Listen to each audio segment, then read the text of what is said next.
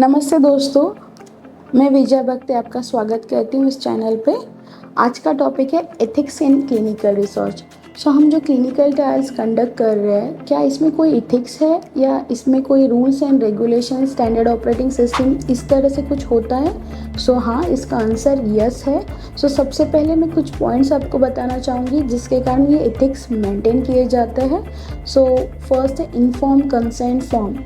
जब भी कोई क्लिनिकल ट्रायल शुरू होता है या हम किसी को वो एक्सप्लेन करते हैं या किसी पेशेंट के लिए पार्टिसिपेशन के लिए अप्रोच करते हैं, तो उस पेशेंट को इन्फॉर्म कंसेंट फॉर्म साइन करना पड़ता है। इन्फॉर्म कंसेंट फॉर्म जो है जिसमें पेशेंट वॉलेंटरी वो साइन करता है। इसका मतलब होता है वो खुद की इच्छा से सारी चीज़ें समझ के ये ट्रायल में पार्टिसिपेट कर रहा है। सेकेंड है मॉनिटरिंग।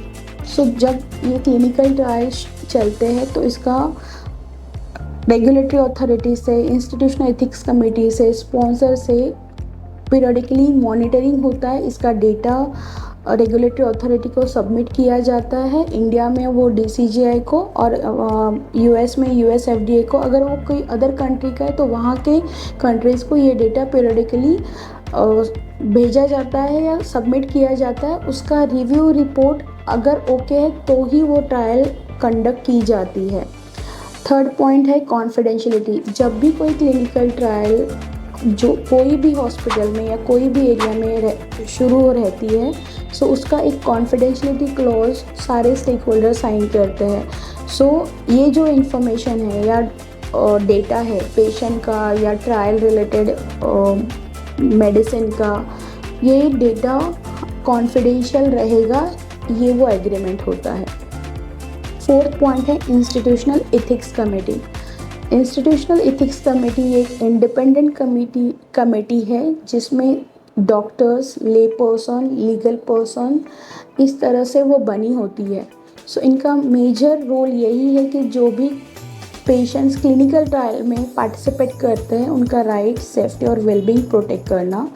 इसके लिए ये साइट्स पे मॉनिटरिंग करने जाते हैं, ऑडिट करने जाते हैं, इंस्पेक्शन करने जाते हैं। इनका ये सारा डेटा ये 5 इयर्स के लिए आर्काइव करते हैं।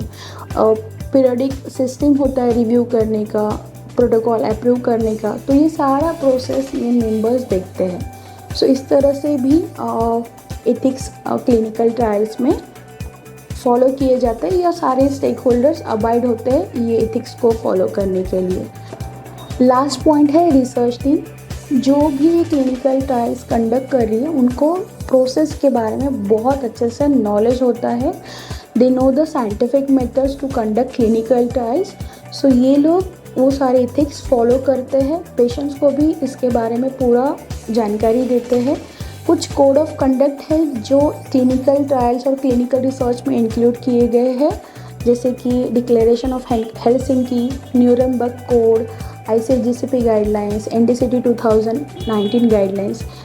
ये code of conduct properly follow करने का काम ही ये रिसर्च टीम करती है। तो इस तरह से क्लिनिकल रिसर्च में एथिक्स फॉलो किए जाते हैं।